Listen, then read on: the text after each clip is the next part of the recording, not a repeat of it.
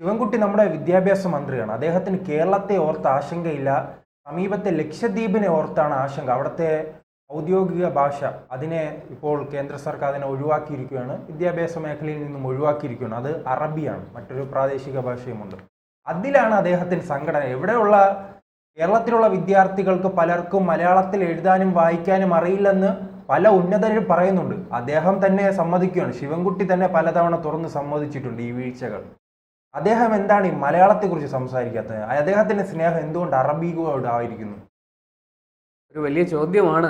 ഈ ശിവൻകുട്ടിക്ക് എന്തുകൊണ്ടാണ് ഈ അറബി ഭാഷയോട് ഇത്ര താല്പര്യം എന്നുള്ളത്, അതും ലക്ഷദ്വീപിനോട്. നമുക്കറിയാം, ലക്ഷദ്വീപ് ഒരു കേന്ദ്രഭരണ പ്രദേശമാണ്. കേരളത്തിന് അവിടെ ഒന്നും ചെയ്യാനില്ല. അവിടെ മലയാളികളാണ് അവിടെ കഴിയുന്നത്. പക്ഷേ ഒരു കേന്ദ്രഭരണ പ്രദേശമാണ്. കേന്ദ്രം നിയോഗിക്കുന്ന അഡ്മിനിസ്ട്രേറ്ററാണ് അവിടെ ഭരിക്കുന്നത്. ശ്രീജിത്ത് ഇപ്പോൾ പറഞ്ഞതുപോലെ കേരളത്തിൽ സമ്പൂർണ്ണ സാക്ഷരതയുണ്ട് എന്ന് നമ്മൾ അവകാശപ്പെടുമ്പോഴും കേരളത്തിൽ വാസ്തവത്തിൽ 93% സാക്ഷരത. കേരളത്തെക്കാൾ കൂടിയ സാക്ഷരത ഇപ്പോൾ പല വടക്ക് കിഴക്കൻ സംസ്ഥാനങ്ങളിൽ പോലും ഉണ്ട്. 96-97% സാക്ഷരത എത്തി നിൽക്കുന്ന സംസ്ഥാനങ്ങളുണ്ട്. അതവിടെ നിൽക്കട്ടെ. വളരെ ചെറിയ സംസ്ഥാനങ്ങളാണ്. കേരളത്തെക്കാൾ വളരെ വലിപ്പം കുറഞ്ഞ, ജനസംഖ്യ കുറഞ്ഞ സംസ്ഥാനങ്ങളാണ്. എങ്കിലും ഈ കേരളത്തിനൊരു വലിയ പ്രശ്നമുണ്ട്. മലയാളം നമ്മുടെ മാതൃഭാഷയാണ്. മലയാളം ഇന്നത്തെ എത്ര കുട്ടികൾക്ക് നന്നായിട്ട് എഴുതാനും വായിക്കാനും അറിയാം? മലയാളത്തിൽ നന്നായിട്ട് സംസാരിക്കാൻ അറിയാം? അതൊരു വലിയ ചോദ്യമാണ്. അപ്പോൾ പല വേദികളിലും അത് തുറന്നു പറയുന്ന രാഷ്ട്രീയക്കാരല്ല, ഈ സർക്കാരിന്റെ ഭാഗമായി നിൽക്കുന്ന ഉദ്യോഗസ്ഥർ തന്നെയാണ് പറയുന്നത്. പല കുട്ടികൾക്കും അല്ലെ, A+ വാങ്ങിയ കുട്ടികളും +2 പഠിക്കുന്ന കുട്ടികളും ഡിഗ്രിക്ക് പഠിക്കുന്ന കുട്ടികൾക്കും എഴുത്തും വായനയും അറിയില്ല. അതോടൊപ്പം തന്നെ അറിയാവുന്നവരാണെങ്കിൽ വിദേശ രാജ്യങ്ങളിൽ പോയി പഠിക്കുന്ന ഒരു പ്രവണതയും കാണുന്നു. അതെ, മലയാളം പഠിക്കുന്നതിൽ നമ്മുടെ കുട്ടികൾ വിമുഖത കാണിക്കുന്നു എന്നുള്ളത് കഴിഞ്ഞ കുറേ കാലങ്ങളായിട്ട് സംഭവിച്ചുകൊണ്ടിരിക്കുന്ന കാര്യമാണ്. അതൊരു സത്യമാണ്. അതിനെ നിഷേധിച്ചിട്ട് കാര്യമില്ല. നമ്മുടെ മാതൃഭാഷയായ മലയാളം പ്രചരിപ്പിക്കാനല്ല നമ്മുടെ സർക്കാരിനും വിദ്യാഭ്യാസ മന്ത്രി ശിവൻകുട്ടിക്കും ഒക്കെ താല്പര്യം. അവർ നമ്മൾ പറയുമല്ലോ, എൻ്റെ വീട്ടിൽ അടുപ്പ് പുകഞ്ഞിട്ടില്ല, അപ്പോഴാണ് അയൽവക്കക്കാരൻ്റെ വീട്ടിൽ അടുപ്പ്, അവിടെ എന്താ ആഹാരം ഇന്ന് കറി വെക്കുന്നത് എന്താണ് എന്ന് അന്വേഷിക്കുന്ന ഒരു പ്രവണതയുണ്ടല്ലോ. മലയാളിക്ക് ഈ ഒളിഞ്ഞു നോട്ടം, അയൽക്കാരൻ്റെ വീട്ടിലേക്ക് ഒളിഞ്ഞു നോക്കുന്നൊരു ശീലമുണ്ടല്ലോ. അത് നമ്മുടെ മന്ത്രിക്കുമുണ്ട്. അതുകൊണ്ടാണ് അദ്ദേഹം ലക്ഷദ്വീപിലേക്ക് നോക്കിയത്. ലക്ഷദ്വീപിൽ അറബി, അവിടുത്തെ മാതൃഭാഷ പഠിപ്പിക്കുന്നില്ല എന്നാണ് അദ്ദേഹത്തിൻ്റെ പരാതി. കേന്ദ്ര സർക്കാർ ഹിന്ദി അടിച്ചേൽപ്പിക്കുന്നു. കേന്ദ്ര സർക്കാർ ഏതെങ്കിലും ഒരു കേന്ദ്രഭരണ പ്രദേശത്തിന് വേണ്ടി കേന്ദ്ര സർക്കാരിന് ഒരു നിയമം ഉണ്ടാക്കാൻ പറ്റില്ല. രാജ്യത്ത് മൊത്തമായിട്ടാണ് നിയമങ്ങൾ ഉണ്ടാക്കുന്നത്. അപ്പോൾ കേന്ദ്രഭരണ പ്രദേശങ്ങൾക്കൊക്കെ ചേർത്തൊരു നിയമം കേന്ദ്രം ഉണ്ടാക്കും. അതനുസരിച്ചാണ്. അതിപ്പോൾ ഈ ലക്ഷദ്വീപ് മാത്രമല്ല, പോണ്ടിച്ചേരി, മാഹി ഒക്കെ കേന്ദ്രഭരണ പ്രദേശങ്ങളാണ്. അവിടെയൊക്കെ കൃത്യമായിട്ടും കേന്ദ്രത്തിൻ്റെതായ നയങ്ങൾ ഇംപ്ലിമെൻ്റ് ചെയ്യും. അതിന് നമ്മൾ പരിതപിച്ചിട്ട് കാര്യമല്ല. അതിൽ ഏറ്റവും രസകരമായ സംഭവം, ഈ ഹിന്ദിയുമായി കേന്ദ്ര സർക്കാർ വരുമ്പോൾ അതിനെ എതിർക്കുന്നവരാണ് പറയുന്നത് അറബിയെ മാറ്റിയപ്പോൾ വലിയ പ്രശ്നം. അങ്ങനെയാണെങ്കിൽ അല്ലേ? അതെ, ശിവൻകുട്ടിയുടെ ഇതിനകത്ത് അറബിക്ക് ലഭിക്കാത്ത പരിഗണന, ഹിന്ദിക്ക് ലഭിക്കാത്ത പരിഗണന അറബിക്ക് വേണമെന്നാണ് കേരളം വാദിക്കുന്നത്. സ്റ്റാലിന് രംഗത്ത് വരാമല്ലേ? തീർച്ചയായിട്ടും.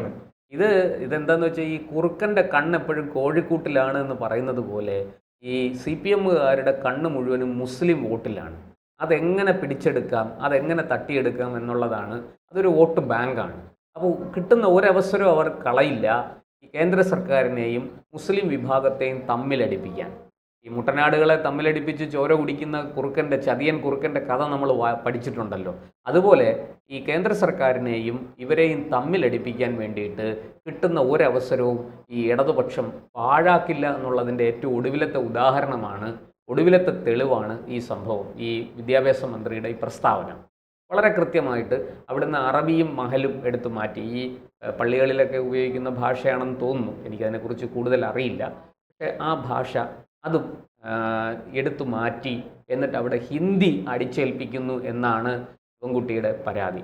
ഇത് ഈ പറയുന്നത് പോലെ അറബി, അവിടെ ഹിന്ദി നിർബന്ധമായിട്ടും പഠിക്കണം എന്നൊരു നിയമം കൊണ്ടുവന്ന് കാണും. പക്ഷേ ഏതെങ്കിലും ഒരു ഭാഷ അങ്ങനെ എടുത്തു മാറ്റാൻ കേന്ദ്ര സർക്കാർ തയ്യാറാകും എന്നെനിക്ക് തോന്നുന്നില്ല. ഇപ്പോൾ ഇവിടെ നമുക്കറിയാമല്ലോ, നമ്മുടെ സർവകലാശാലകളിലൊക്കെ അറബി പഠിക്കാൻ പ്രത്യേക വകുപ്പ് തന്നെ ഉണ്ട്.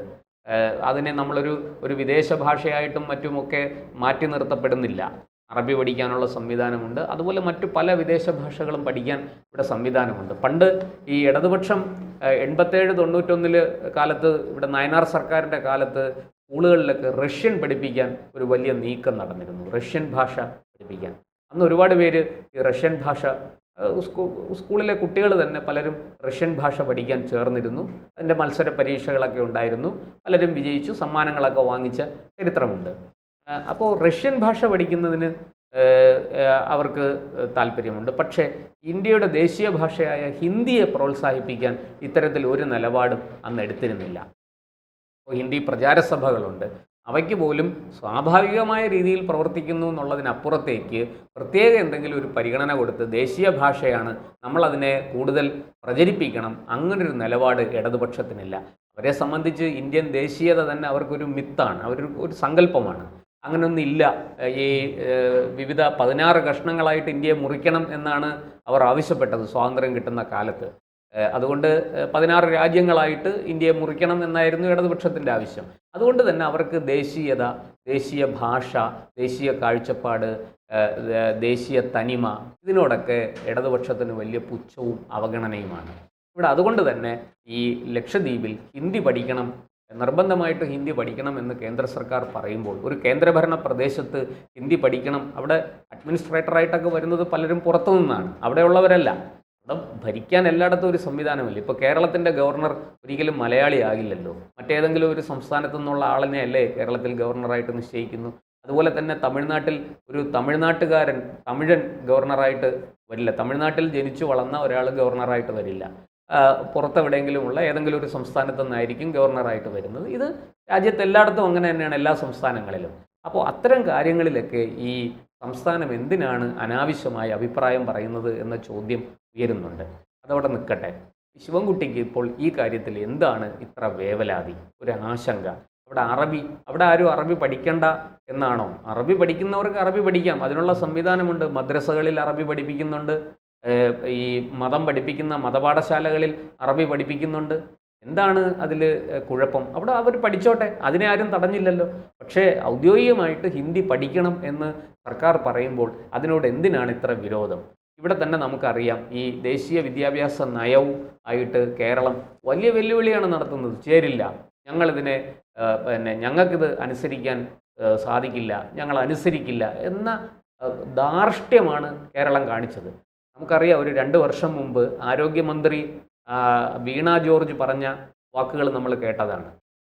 നമ്മുടെ ഈ പ്രാഥമിക ആരോഗ്യ കേന്ദ്രങ്ങളിലൊക്കെ ആരോഗ്യ മന്ദിർ എന്ന് എഴുതി വെക്കണം.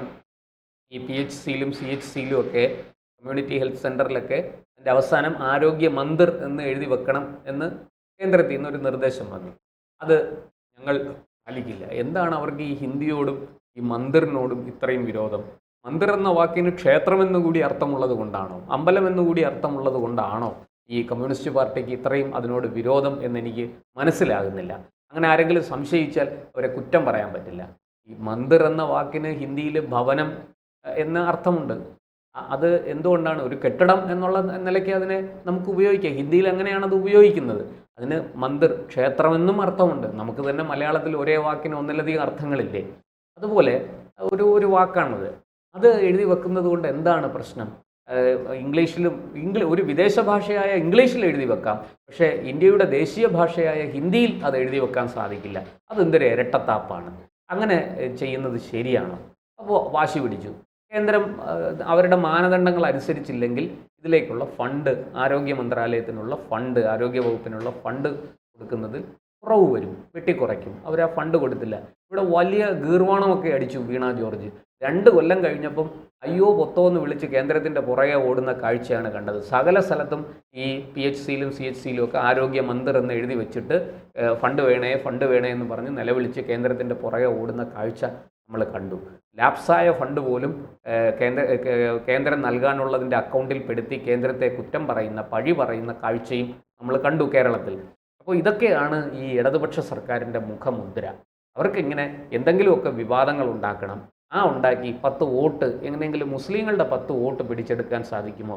ക്രിസ്ത്യാനികളുടെ 10 വോട്ട് പിടിച്ചെടുക്കാൻ സാധിക്കുമോ, ഹിന്ദുക്കളുടെ 10 വോട്ട് പിടിച്ചെടുക്കാൻ സാധിക്കുമോ, അല്ലാതെ കേരളത്തിലെ ജനങ്ങളുടെ, ഇന്ത്യൻ പൗരന്മാരുടെ വോട്ട് ജനകീയ പ്രശ്നങ്ങൾ മുൻനിർത്തി അത് ചർച്ച ചെയ്ത് അതിന് പ്രശ്നങ്ങൾക്ക് പരിഹാരമുണ്ടാക്കി അതിലൂടെ ജനാധിപത്യത്തെ പരിപോഷിപ്പിക്കണമെന്നുള്ള ചിന്തയൊന്നും ഇടതുപക്ഷത്തിനില്ല. എങ്ങനെയും അധികാരത്തിൽ കയറണം, അതിനെന്തു വർഗീയതയും പറയാം, ഒരു കുഴപ്പമില്ല. അറബിയെങ്കിൽ അറബി, പിന്നെ ഉറുദു എങ്കിൽ ഉറുദു, ഇങ്ങനെ ഈ തരത്തിലാണ് അവർ പെരുമാറിക്കൊണ്ടിരിക്കുന്നത്. അതിൻ്റെ ഭാഗമാണ് ശിവൻകുട്ടി ഈ പറഞ്ഞത്. അതിനകത്ത് വലിയ കഴമ്പൊന്നുമില്ല. കേന്ദ്ര സർക്കാർ എന്തായാലും അവരുടെ തീരുമാനവുമായിട്ട് മുന്നോട്ട് പോകും. ലക്ഷദ്വീപ് നിവാസികൾക്ക് ഹിന്ദി പഠിക്കുന്നത് കൊണ്ട് അവർക്ക് എന്തെങ്കിലും ബുദ്ധിമുട്ടുണ്ടെങ്കിൽ അത് അവർ കേന്ദ്രത്തോട് നേരിട്ട് പറഞ്ഞുകൊള്ളും. അതിന് ശിവൻകുട്ടിയുടെ അച്ചാരം അവർക്ക് വേണ്ട എന്നുള്ളതാണ് സത്യം.